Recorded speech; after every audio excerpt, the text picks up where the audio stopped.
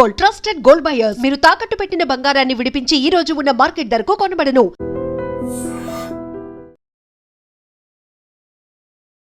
నమస్తే, నేను Kavitha. Welcome to I dream news and నిజాలు.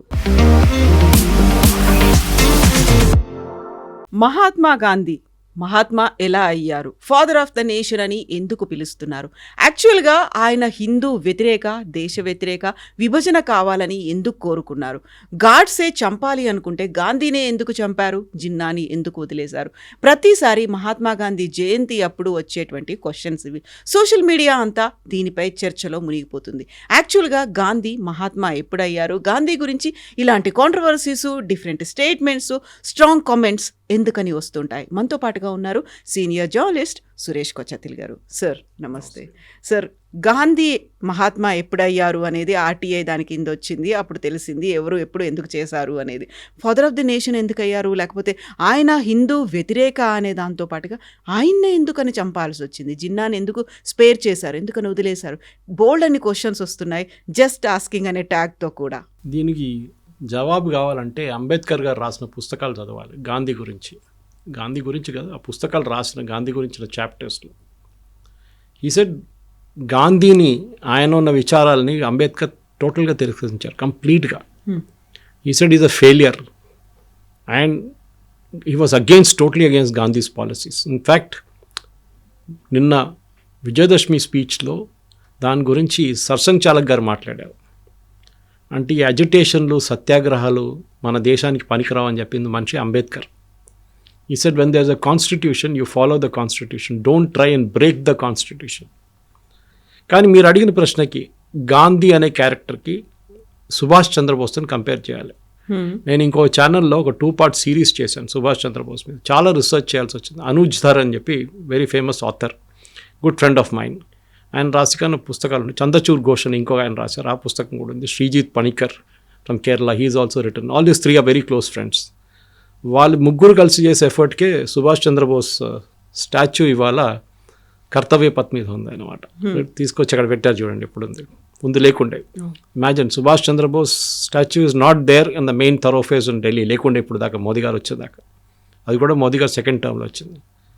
కానీ కాంప్లెక్స్ క్యారెక్టర్స్ ఎక్కడ అర్థం చేసుకోవాలంటే క్లిమెంట్ అట్లీ, అప్పుడు బ్రిటిష్ ప్రైమ్ మినిస్టర్, ఇప్పుడు ఆయన సంతకం పెట్టారు భారతదేశానికి ఇండిపెండెన్స్ ఇద్దామని చెప్పి ఆ టైంలో 1946 I think.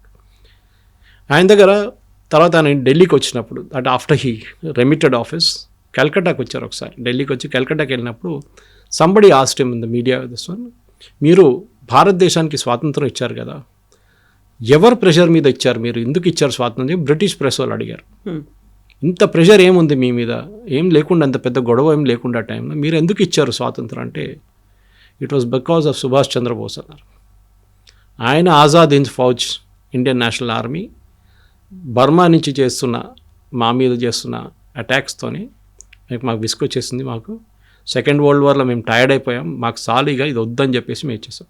Is it not because of సత్యాగ్రహ లేకపోతే అహింసా యుద్ధం? This is Clement Attlee's statement. It is there. You can Google it and get it also. Not because of Mahatma Gandhi. He said very clearly Subhash Chandrabose, very clearly. ఇదే మన ప్రేక్షకులు కూడా అర్థం చేసుకోవాలి. మనం ఒకరిని, ఐఎమ్ నాట్ డిక్రైయింగ్ మహాత్మా గాంధీ, ఆయన చేసిన పని ఆయన చేశాడు, కానీ మిగతా ఎవరు ఏం చేయలేదని తీసుకొచ్చారు ఆ స్టేట్కి. ఎవరు? నెహ్రూ గాంధీ. సుభాష్ చంద్రబోస్ పక్కన పెట్టారు, సర్దార్ పటేల్ గారిని పక్కన పెట్టారు.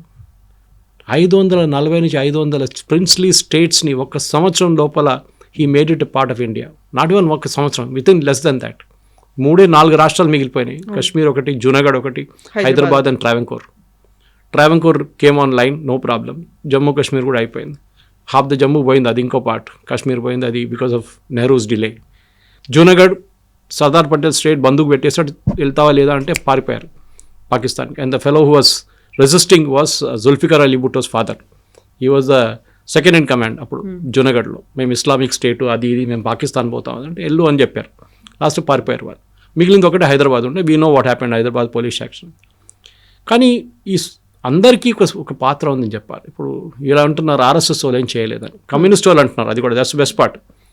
ఇదే కమ్యూనిస్ట్ వాళ్ళు ఇక్కడ తెలంగాణలో, అప్పుడున్న హైదరాబాద్ స్టేట్లో ఆంధ్ర మహాసభలో దూకి దాని లోపల చేసిన గొడవలు అందరికీ తెలుసు. తెలంగాణ ఉద్యమం గురించి రాసిన పుస్తకాల్లో వీళ్ళ డూబియస్ రోల్ ఉంది. రజాకార్ మీద ముందు పోరాటం చేసిన వాళ్ళు, తర్వాత రజాకార్లు మజ్లీస్ అందరు చాలా మంచోళ్ళు. మజ్లీస్ ఇత్తహాద్ ముస్లిమీన్ హైదరాబాద్ ఇండిపెండెంట్ స్టేట్గా ఉండిపోవాలని సపోర్ట్ చేసిన వాళ్ళు ఈ కమ్యూనిస్టులు.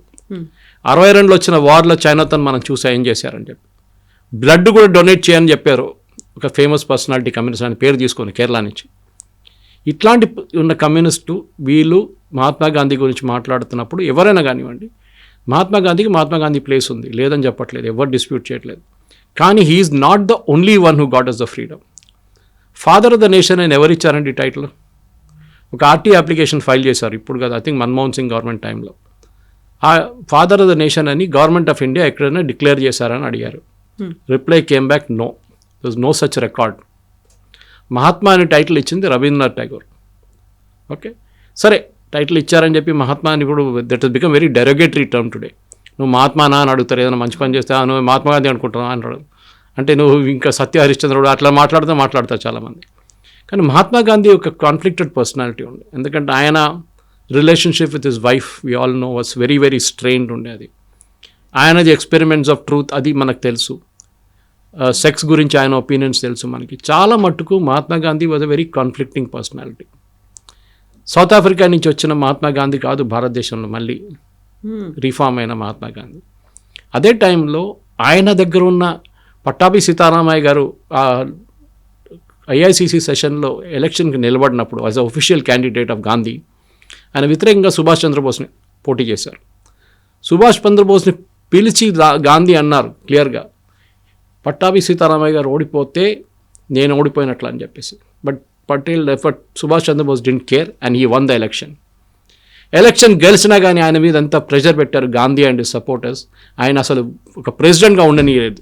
సుభాష్ చంద్రబోస్ని అంత హెరాస్ చేసినప్పుడు ఆయన రాజీనామా చేసి వెళ్ళి కలకట్టాలో ఉన్నారు. దాని తర్వాత మనకు తెలుసు హిస్టరీ అంతా, ఆయన హౌస్ అరెస్ట్లో పెట్టారు. అక్కడి నుంచి ఆయన ఒక కైండ్ ఆఫ్ తెలియకుండా అబ్స్కాండింగ్గా వెళ్ళిపోయి ఒక డ్రెస్ అంతా మార్చుకొని పాకిస్తాన్కి వెళ్ళిపోయి, అప్పుడు పాకిస్తాన్ లేదనుకోండి, ఆఫ్ఘనిస్తాన్ నుంచి వెళ్ళి రష్యాకి వెళ్ళి అక్కడి నుంచి జర్మనీకి వెళ్ళారు. It's history. కానీ ఐ వోంట్ యాక్సెప్ట్, నా పర్సనల్ ఒపీనియన్, మీ ఛానల్ ఒపీనియన్ కాదు కానీ నా పర్సనల్ ఒపీనియన్ అంటే no, it is not Gandhi who got us. PM ఓటింగ్కి వచ్చినప్పుడు 2 ఓట్లు వచ్చిన నెహ్రూకి మీరు ఎట్లా ప్రధానమంత్రి చేస్తారండి? ఇదే రాహుల్ గాంధీ గారు అడిగిన ఓట్ చోరీ అంటారు. దట్ ఈస్ ఒరిజినల్ ఓట్ చోరీ.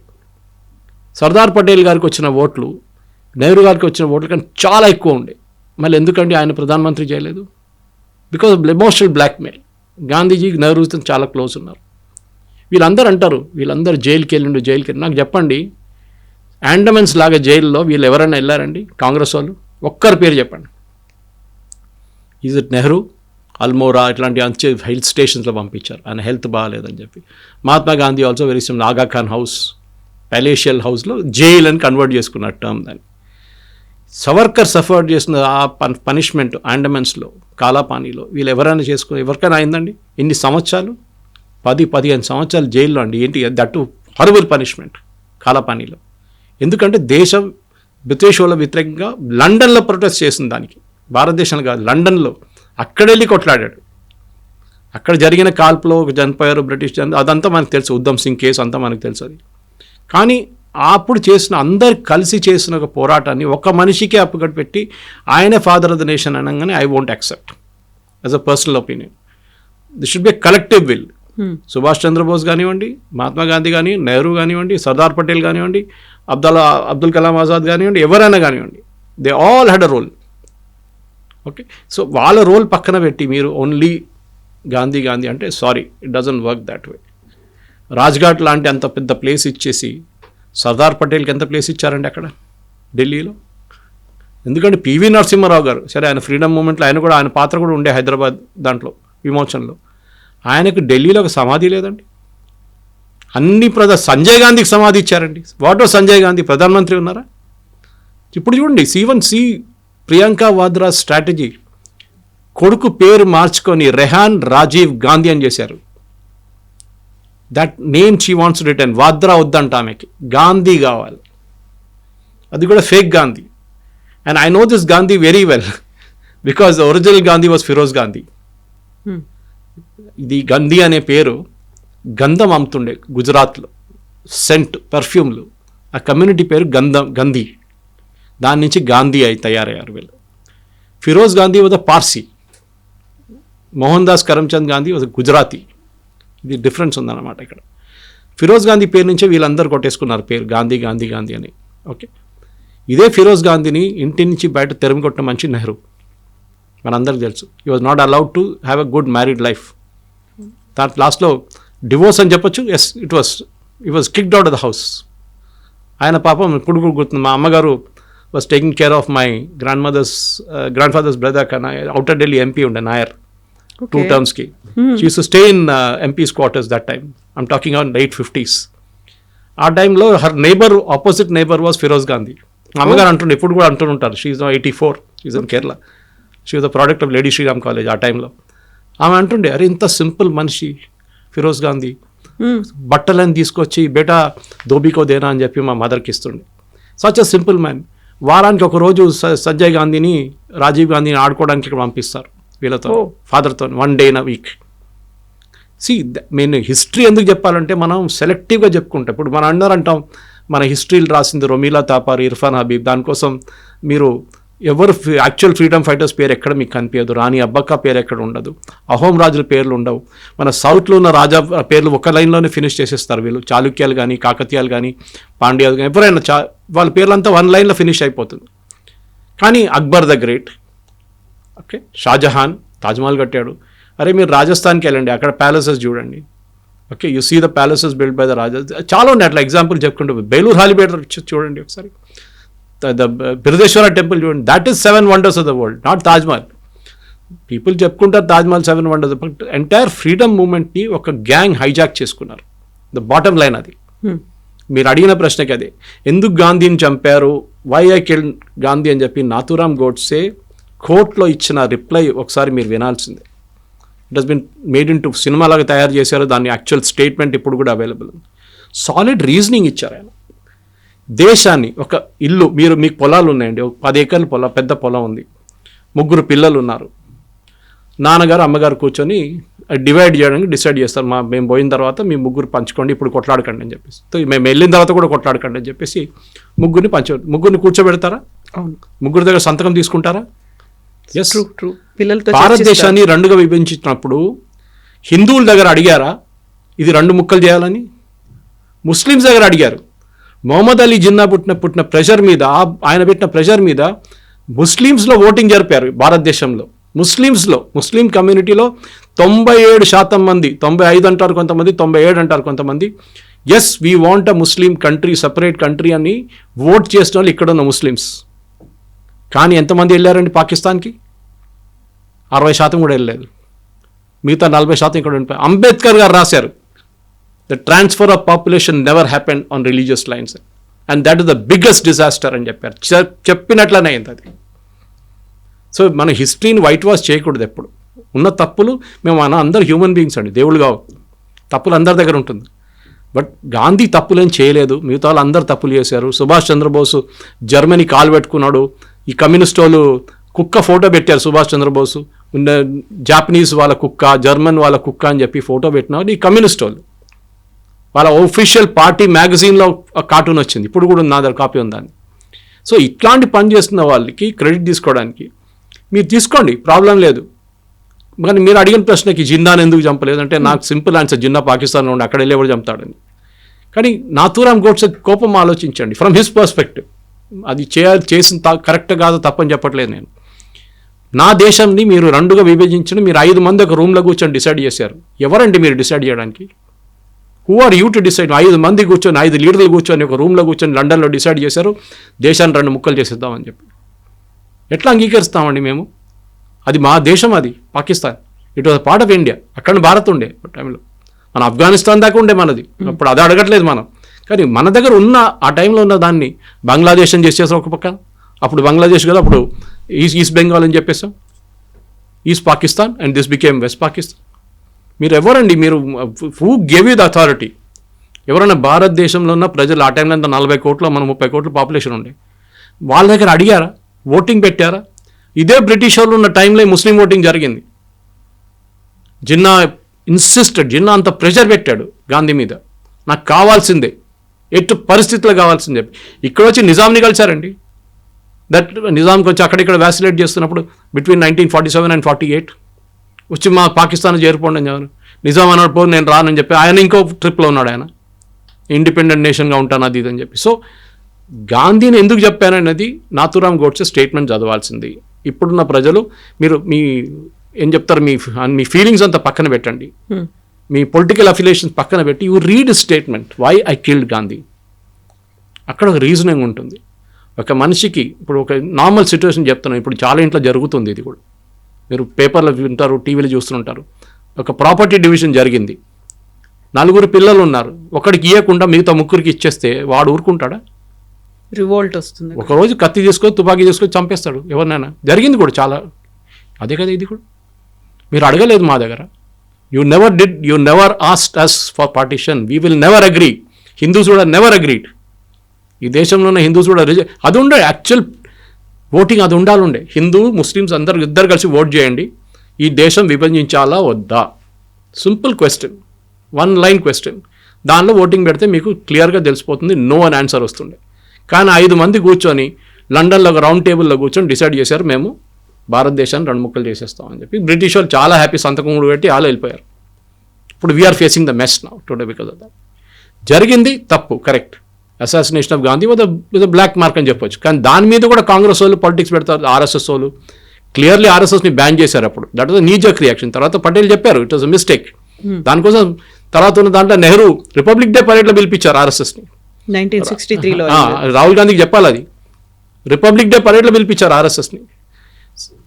ఆ టైంలో జరిగిన అందరికి తెలుసు. సవర్కర్ని గుంజుకొని తీసుకెళ్లారు దా కేసులో. తన సవర్కర్ని కూడా court said no evidence against him, nothing at all అని చెప్పి. ఎవరెవరి మీద కోపం అందరినీ తీసుకెళ్ళి అక్కడ పెట్టేశారు. దానికన్నా ముందు అసాసినేషన్స్ జరగలేదండి, జరిగింది కదా చాలా మటుకు.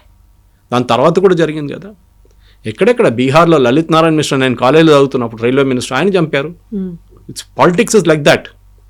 మీరు ఇప్పుడు హిస్టరీ చూస్తే కూడా చాలా మటుకు యూరోపియన్ హిస్టరీ కానివ్వండి, మీరు రోమన్ హిస్టరీ కానివ్వండి, ఈవెన్ లాటిన్ అమెరికన్ హిస్టరీ చూస్తే కూడా చాలా మటుకు ఇట్లాంటివి జరుగుతూనే ఉంటాయి. ఎందుకు అక్కడ అంత దూరం ఎందుకు వెళ్తారు? ఇక్కడ ఉంది కదా. మొఘల్ చూడండి, ఒక నాన్న తమ్ముడిని చంపుతాడు, నాన్న కొడుకుని చంపుతాడు, కొడుకు అన్నని చంపుతాడు, అంత వాళ్ళు వెళ్ళి త్రోన్లో కూర్చుంటాడు. ఇది జరిగేది. బట్ ఆ రోజు గాంధీ గారు చేసిన తప్పు ఇది, that he did not ask. మమ్మల్ని అడగలేదు, మా అమ్మ నాన్న దగ్గర మా గ్రాండ్ ఫాదర్ దగ్గర వాళ్ళ దగ్గర అడగలేదు. అడగకుండా మా ఇల్లు విభజించి ఇంకోనికి ఇచ్చేశారు. అప్పుడు మీరేం చేస్తారు? Simple question. పోనీలే పో అని కూర్చుంటారు, కొంతమంది ఉండొచ్చు. బట్ 95% 98% కూడా అగ్రీ చేయరు. నాకు రావాల్సిన నా హక్కు, అది legally I'm entitle to it అని చెప్పి మీరు తీసుకుంటారు. This is my stand point personally. So ఎవరైతే డివైడ్ అవ్వాలని కోరుకున్నారో, ఎవరైతే పట్టుపట్టారో ఒక పాకిస్తాన్ అనేది ఒక ముస్లిం కంట్రీగా ఉండాలి, ఆ జిన్నాని ఎందుకు స్పేర్ చేయాల్సి వచ్చింది, ఎందుకు వదిలేయాల్సి వచ్చింది? ఆ టైంలో ఆయన ఇక్కడ లేరా? ఒకవేళ నిజంగానే పట్టుబడి ఉంటే మహాత్మా గాంధీని చంపేయాల్సిన అవసరం అంతలా ఏర్పడింది ఎందుకు అనేది? మహాత్మా గాంధీని ఎప్పుడు చంపారండి?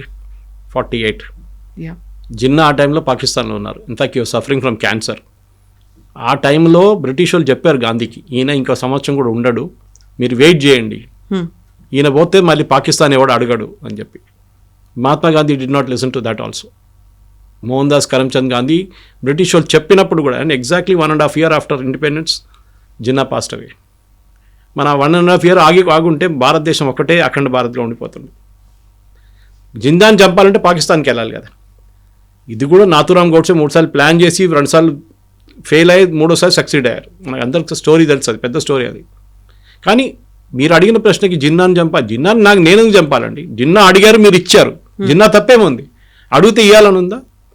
మా దాంట్లో ఒక కేరళలో ఒక పాత సేయింగ్ ఉంది. చిన్న ఊర్లో ఒక 2 వ్యాగబాండ్స్ అంటారు, పని లేని వాళ్ళు పక్కన రోడ్డు పక్కన కూర్చొని బ్రిడ్జ్ మీద కూర్చున్నారు. పక్క నుంచి ఏనుగు పోతుందంట. ఏనుగు అండ్ మాహోట్ అంటారు, ఏనుగు చూసుకుంటారు. వెళ్తూ ఒకడు అడిగారంట మాహోటి దగ్గర, ఆ ఏనుగు నాకు ఇస్తావా అని అడిగారంట. సో ఆ పక్కన వాడు ఫ్రెండ్ నవ్వుకుంటా కింద పడిపోయాడు. వాడికి ఏంట్రా నువ్వు అడుగుతున్నా, ఏనుగు అడుగుతున్నా అంట. వాడు అడుగుతాడు, పోతే ఏం పోయింది, జస్ట్ ఎ వర్డ్ ఇస్తే ఒక ఏనుగు వస్తుంది. జిన్నా ఇదే చేశాడు. జిన్నా వేసిన ప్రెషర్, ముస్లిం లీగ్ ప్రెషర్ కానివ్వండి, తర్వాత 2 nation థియరీ, సార్ సయ్యద్ తీసుకొచ్చిన 2 nation థియరీ, అది కూడా అటుకటి సవర్కర్ తల మీద వేసేసారు. సవర్కర్ చెప్పారని చెప్పి. ఎక్కడ చెప్పారండి సవర్కర్? అది 2 nation theory was sir Syed concept. సరే సవర్కర్ చెప్పారనుకోండి, మీరు అంగీకరించాలని ఉందా? అది ఎక్కడొచ్చింది అది? హిస్టరీ చెప్పుకుంటూ పోతే కవిత గారు ఇంకొక 2 hours చెప్పుకుంటూ పోవచ్చు నేను కావాలంటే. It's very exhaustive. కానీ నాథూరామ్ గోడ్సే ఆయన పాయింట్ ఆఫ్ వ్యూ ఆయనకు ఉండే. మీరు దాంట్లో చాలా మందిని గుంజి తీసుకొచ్చారు ఆ కేసులో. ఆ ట్రయల్ మొత్తం మీరు చదవాల్సిందే. వెరీ ఎగ్జాస్టివ్ ట్రయల్ దాంట్లో. లాస్ట్లో of course he was hang to death, that's a different thing. కానీ అక్కడ లేనిపోయిన వాళ్ళని కూడా గుంజుకొని తీసుకొచ్చారు. దాంట్లో ఆర్ఎస్ఎస్ని బ్యాన్ చేయించారు వీళ్ళందరూ. ఇప్పుడు కూడా మాట్లాడతారు ఆర్ఎస్ఎస్ ఇస్ ఇన్వాల్వ్డ్ ఇన్.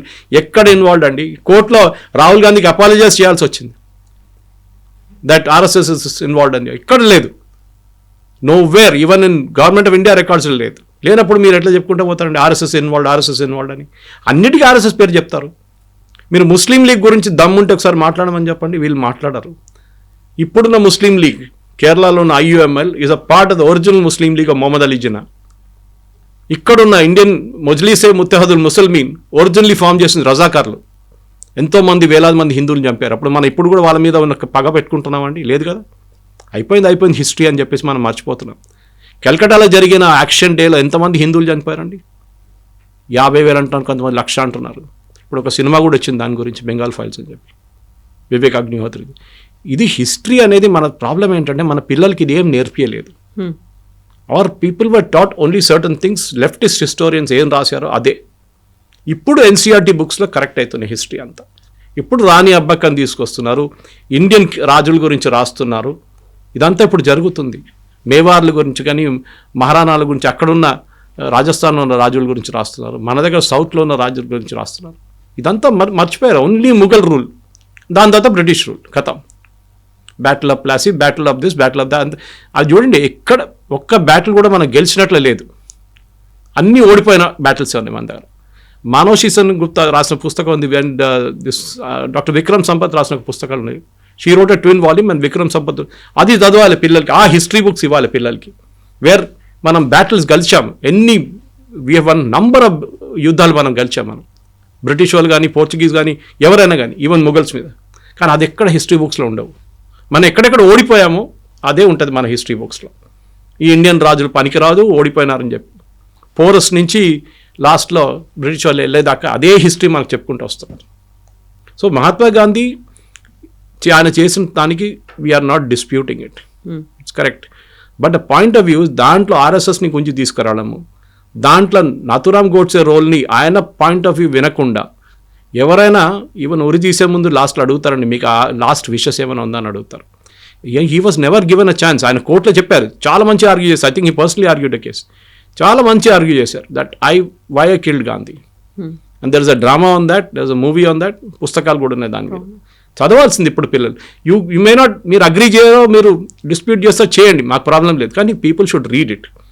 కాదు గోడ్సే, అది గోడ్సే, ఇదే చెప్పుకుంటే పోతారు రాహుల్ గాంధీ. వీళ్ళేమంటారు, అండ్ బెస్ట్ పార్ట్, ఇదే బ్రిటిష్ వాళ్ళు, ఇదే కాంగ్రెస్ వాళ్ళు భగత్ సింగ్ని టెర్రరిస్ట్ అని చెప్పారు ఒకసారి. పుస్తకాలు కూడా ఉండేది చాలా రోజు దాకా. తర్వాత కరెక్ట్ చేశారు దాన్ని. How was Bhagat Singh terrorist అండి? ఎవరు చెప్పారు? బ్రిటిష్ వాళ్ళు రాశారని చెప్పి మీరు కూడా అదే అగ్రీ చేస్తారా? ఆ టైంలో చేసిన పని అది. తప్పు అనిపించవచ్చు ఇప్పుడు, కరెక్ట్. కానీ జరిగింది అది. హిస్టరీ అనేది ఒక సేయింగ్ ఉంది కవిత గారు, history as a dirty habit of repeating it self అంటారు. హిస్టరీ రిపీట్ అవుతుంది. ఒకసారి మర్చిపోతే హిస్టరీ గురించి, it will one day come back and hit you again అండి. ఎప్పుడు మర్చిపోకూడదు హిస్టరీ గురించి. దానికోసం మన స్వాతంత్రం మనకు వచ్చింది చూడండి, ఆపరేషన్ సింధూర్ కానీ ఏదైనా కానీ ఎందుకు చేస్తున్నాం అంటే we should never forget that history. Pakistan అనే ఒక దేశం భారతదేశాన్ని ఫినిష్ చేయడానికి తయారు చేసి ఇచ్చాం మనం, తయారు చేసి వాళ్ళకి.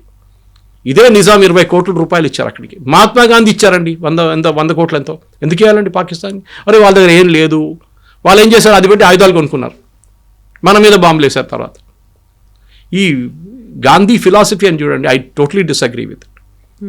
సుభాష్ చంద్రబోస్ అప్పుడు ఆజాద్ హింద్ ఫౌజ్ సెటప్ చేసినప్పుడే చెప్పారు. ఆయన జర్మనీ నుంచి చేసిన బ్రాడ్కాస్ట్లు ఇప్పుడు కూడా చాలా మటుకు తెలుగులో ఉందండి అది. That German radio was broadcasting in 6 Indian languages including Telugu ఆ టైంలో. ఎందుకంటే అప్పుడు రేడియోలో ఉండే కదా అప్పుడు. దాని తర్వాత ఫార్ ఈస్ట్కి మూవ్ అయింది, ఇండోనేషియా, మలేషియా, అటువైపు నుంచి సుభాష్ చంద్రబోస్ గారు సింగపూర్ నుంచి స్టార్ట్ చేశారు బ్రాడ్కాస్టింగ్. దాంట్లో క్లియర్గా ఆయన చెప్తున్నారు ఏది ఆయన చేసిన తప్పులు. ఇది ఈ సత్యాగ్రహం గిత్యాగ్రహం ఏం పనికి రాదు. ఇది ఎవరు చెప్పారు? అంబేద్కర్ గారు చెప్పారు. ఇది civil disobedience and will not work in this country.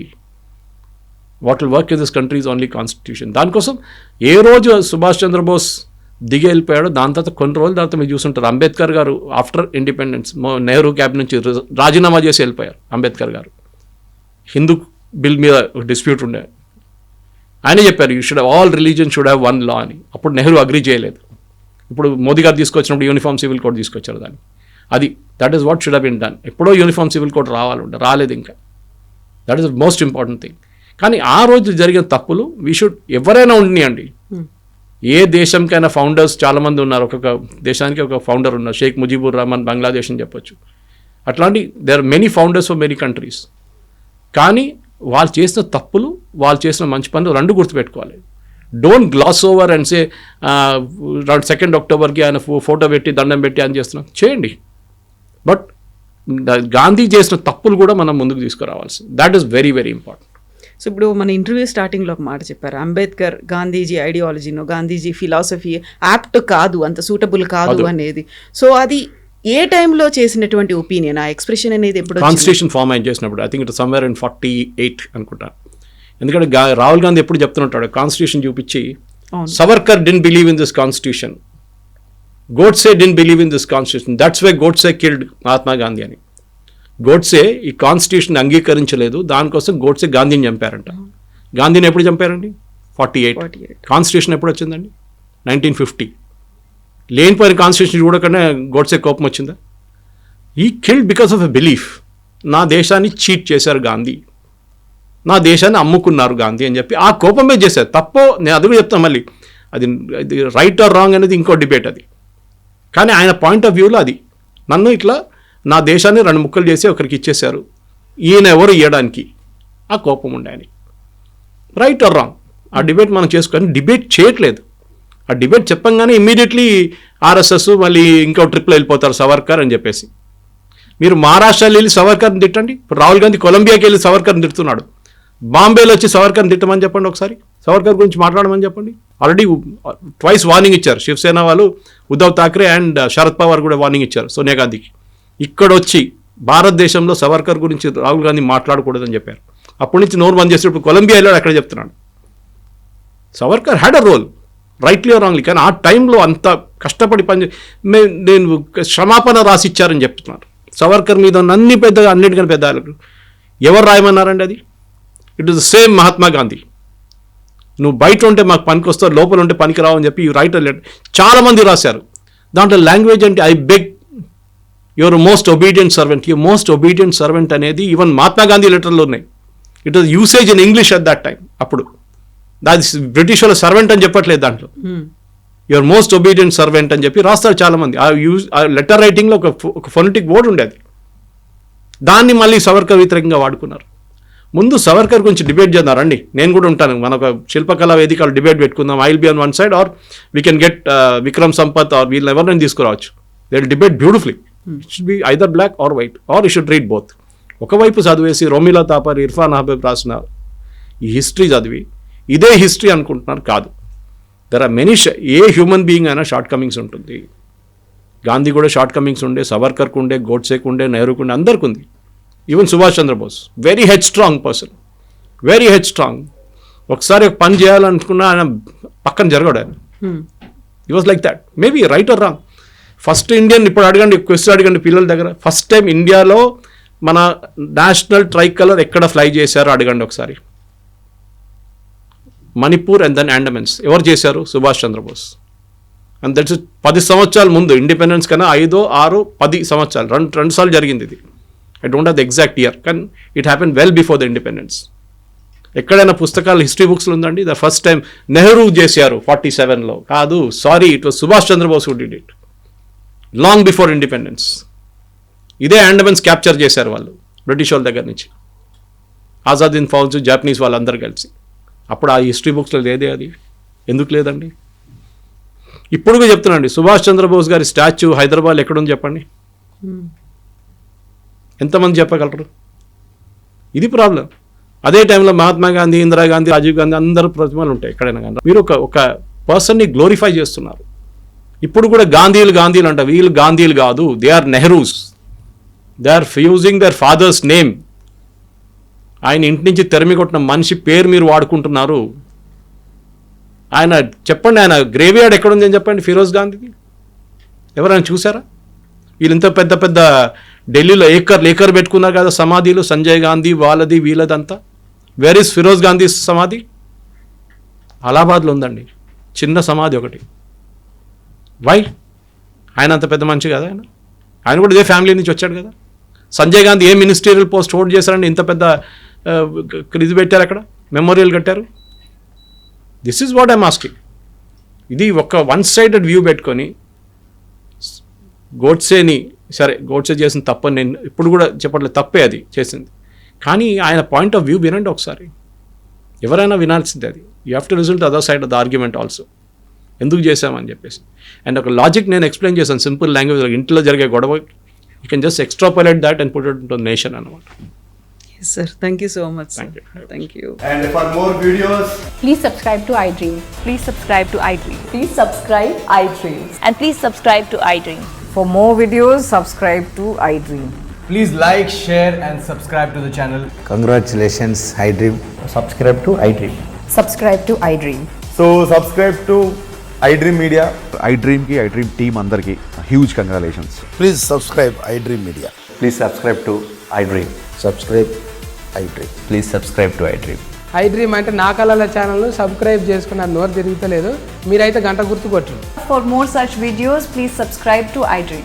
Subscribe to iDream. Please subscribe to iDream. Please subscribe iDream Media. Please do subscribe to iDream. Please subscribe to iDream Media. For best entertainment and information, please subscribe iDream. And don't forget to subscribe to iDream.